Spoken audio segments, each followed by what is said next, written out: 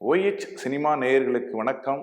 OTT சினிமாவில் இன்னைக்கு நம்ம பேச போகிற படம் வந்து அமேசான் பிரைமில் வெளியாகிருக்கிற நியூரம்பர்க் அப்படிங்கிற ஒரு ஹிஸ்டாரிக்கல் மூவி.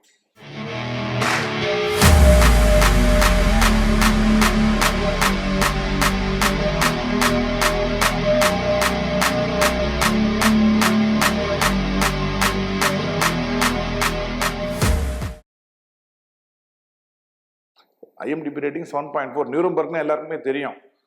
நியூரம்பர்க் லாஸுங்கிறது வெரி ஃபேமஸ். என்னன்னா செகண்ட் வேர்ல்டு வாருக்கு அப்புறம் அந்த நாசி படைகள் விழுந்ததுக்கு அப்புறம் அமெரிக்கன் அலைட் ஃபோர்ஸ் வந்து அவங்கள வந்து ட்ரையல் நடத்துகிறாங்க, அரெஸ்ட் பண்ணி ட்ரையல் நடத்துகிறாங்க.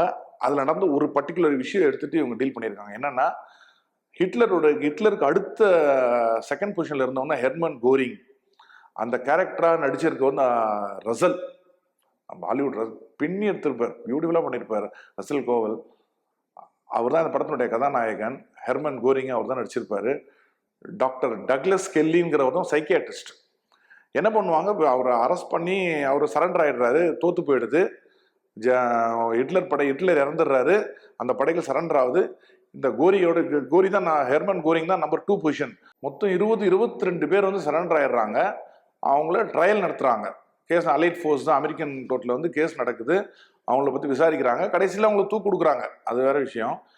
அந்த ட்ரையல் நடத்துறதுக்கு முன்னாடி அலைட் ஃபோர்ஸ் என்ன பண்ணுறாங்கன்னா, ஒரு சைக்கியாட்ரிக் டாக்டரை கூப்பிட்டு வந்து அவங்களுடைய மனநிலை என்ன, உளவியல் ரீதியாக அவங்க என்ன நினைக்கிறாங்களோ பற்றி தெரிஞ்சுக்கணுன்றதுக்காக டாக்டர் டக்லஸ் கெல்லின்றவர் அனுப்புகிறாங்க. அவர் வந்து இந்த ஹெர்மன் கோரிங்கிட்ட ரெகுலராக ஜெயிலில் போய் உட்காந்து பேசி அவங்களுடைய வரலாறு எல்லாத்தையும் கேட்டு கேட்டு கேட்டு கேட்டு கேட்டு அவர் நோட்ஸ்லாம் எடுத்து வச்சுக்கிறார். அந்த நோட்ஸ் என்ன ஒரு புக்காக பப்ளிஷ் பண்ணணும்னு ஆசைப்படுறாரு. அந்த புக்கு பப்ளிஷ் ஆச்சா என்னங்கிறது ஒரு தனிப்பக்க கதை. அந்த ஹெர்மன் கோரிங்கினுடைய வரலாறு என்ன, அவர் எப்படி டீல் பண்ணுறாருங்கிறது தான் படம். கடைசியில் என்ன ஆச்சுன்னா, அவரை தீர்ப்பை தான் எல்லாருக்குமே தெரிஞ்ச விஷயம். அதில் என்ன பியூட்டின்னா, உளவியல் ரீதியாக ஒவ்வொருத்தருடைய மனநிலை என்ன இருக்குன்றது டாக்டர் கண்டுபிடிப்பார். அது ரொம்ப நல்லா இருக்கும். அது அவன் எப்படிப்பட்ட ஒரு ஆளாக இருந்திருக்கிறான், நம்பர் 2 பொசிஷன். அவன் என்ன கான்ஃபிடென்ட்டாக பேசுவான் தெரியுங்களா, அவன் இத்தனை லட்சம் யூதர்களை நீ கொண்டு குவிச்சிருக்கடான்னும் பொழுது அதுக்கு அவன் கம்பேர்லாம் பண்ணுவான். இந்த வேறு அப்படிலாம் சொல்லாத வார்ல அமெரிக்கா அந்த டைமில் தான் வந்து ஹிரோஷிமா நாகசாகியில் குண்டு போட்ட டைம் அது, செகண்ட் வேர்ல்டு வார். இப்போ நீங்கள் அமெரிக்கன்ஸ் நீங்கள் ஹிரோஷிமால நாகசாகியில் குண்டு போட்டிங்களே, அது வாரா, அது என்னது அதுன்னு கேட்பான். அவன் கேட்குற கேள்வி எதுவுமே பதில் சொல்ல முடியாத அளவுக்கு இருக்கும். நான் அந்த கான்சன்ட்ரேஷன் கேம்ப்ஸ் நான் ரெடி பண்ணது காரணமே வந்து என்னுடைய நாட்டை காப்பாற்றுறதுக்காக நான் பண்ணேன். அங்கே தப்பு நடந்தால் அதுக்கு நான் பொறுப்பு இல்லைன்னுவான். இது மாதிரி கான்ட்ரடிக்ஷனாக சில விஷயங்கள்லாம் பேசுவான். அதை டீப்பாக அப்சர்வ் பண்ணும்போது கொஞ்சம் ஸ்லோ மூவி தான் அது.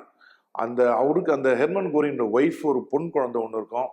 அவங்க என்ன நினைக்கிறாங்க, இவருக்கும் அந்த டக்லஸ் கெல்லிக்கும் ஹெர்மன் கோரிங் ஒரு பாண்டிங்கே கிரியேட் ஆகிடும்.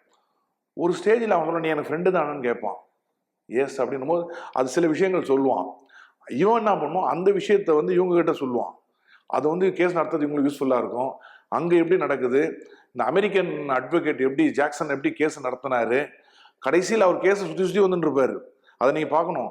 பிரிட்டிஷ் அட்வொகேட் வந்து அந்த கேஸ் எப்படி கடைசி ஒரு 5 நிமிஷம் பேசி அவர் கேஸை எப்படி மாற்றுவார், இதெல்லாம் வரலாறு நடந்தது. அதை பியூட்டிஃபுல்லாக பண்ணியிருப்பாங்க. இந்த 2ஆம் உலகப் போர் சம்பந்தப்பட்ட படங்கள் நிறைய இருக்கு. பர்டிகுலராக இந்த ஜூஸ் எப்படி அழிக்கப்பட்டார்கள் கான்சன்ட்ரேஷன் கேம்ப்ஸில் நாசி படைகளால், அப்படிப்பட்ட படங்கள் நிறைய இருக்கு. மானாவரி படம். இதில் வந்து ஒரு பர்டிகுலர் சைக்கியாட்ரிக் அப்ரோச்சில் அவங்க என்னெல்லாம் பண்ணியிருக்காங்கன்றது தான். கடைசியில் அவருக்கு என்ன ஆச்சு ஹெர்மன் கோரிங்ன்றது படத்தில் காட்டுவாங்க. அதை நீங்கள் பார்க்கணும். அது என்னங்கிறத நீங்கள் பாருங்கள். அந்த இப்படிப்பட்ட கொலைகள்லாம் லட்சக்கணக்கான பேரில் கொண்டவன்லாம் இவன் கூட 22 பேர்லாம் அவன்லாம் கடைசியில் என்னெல்லாம் பேசுகிறானுங்க, எப்படி வெலத்து போகிறானுங்க, எப்படி அழுகுறானுங்க, இதெல்லாம் நீங்கள் பார்க்கணும். மனிதம் மட்டுமே மேலோங்கி நிற்கும். அந்த நேரத்தில் பதவி கையில் இருக்குன்றதுனால நம்ம பண்ணுற அராஜகங்கள்லாம் வந்து பதவி இறங்கினதுக்கு அப்புறம் நம்ம ஒரு ஆர்டினரி மனுஷனோட கேவலமாக நம்ம ஆயிடுவோங்கிறதுக்கெல்லாம் ஒரு எடுத்துக்காட்டு செகண்ட் வேர்ல்டு வார். ஹிட்லர் எப்படி செத்தாருன்னு நம்ம பார்த்துருப்போம். அது மாதிரி தான் ஒவ்வொரு சர்வாதிகாரியினுடைய வாழ்க்கை எல்லாமே காணாம தான் போயிருக்கு. அதுக்கு இந்த நியூரம்பர்க்ல ஒரு படம், நிறைய நியூரம்பர்க்ல பேசல நிறைய படம் இருக்கு. இந்த படத்தை நீங்க பாருங்க. இந்த வருஷம் தான் வந்திருக்கு, 25ல வந்திருக்குது. நீங்க மிஸ் பண்ணாம பாருங்க. ஒரு நல்ல படம். அந்த டாக்டர் என்ன ஆனார்ன்றத கடைசியில் சொல்லுவாங்க. அந்த டாக்டர் வந்து புத்தகத்தை வெளியிட்டாரா, அந்த டாக்டருக்கு என்ன ஆச்சுன்னா கடைசியில் அவுட் ஈவென்ட் டு டிப்ரெஷன். இதை மாதிரி அவர் வந்து ஒரு ஆர்மிலேருந்து அனுப்பிடுவாங்க. நீ எப்படி அவன் ஒய்ஃபை குழந்தைய போய் நீ பார்க்கலாம், நீ பண்ணது தப்பு அப்படின்னு ஆர்மிலேருந்து ஒரு அனுப்பிடுறாங்க அவரை. அவரு அதுக்கப்புறம் அந்த புக்கு வெளியிட்டாராம். அந்த புக்கு வந்து ஃபிளாப் ஆயிடுச்சான், சரியா போகவே இல்லையா. ஒரு ஸ்டேஜுக்கு அப்புறம் இதெல்லாம் நினைச்சு பார்த்து he went into depression, he committed suicide ன்னு சொல்றான் அதுல கடைசியில. நீங்க அதெல்லாம் பார்க்கணும். ஒரு சைக்கியாட்ரிக் டாக்டர் சூசைட் பண்ணிக்கிறாராம். ஏன்?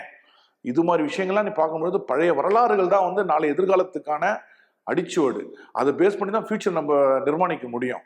இது மாதிரி படங்கள் வந்து நம்மளுடைய மனிதத்தை மேலோங்கி நிற்கணுன்றதுக்காக நம்ம தெரிஞ்சிக்க வேண்டிய படம் இது.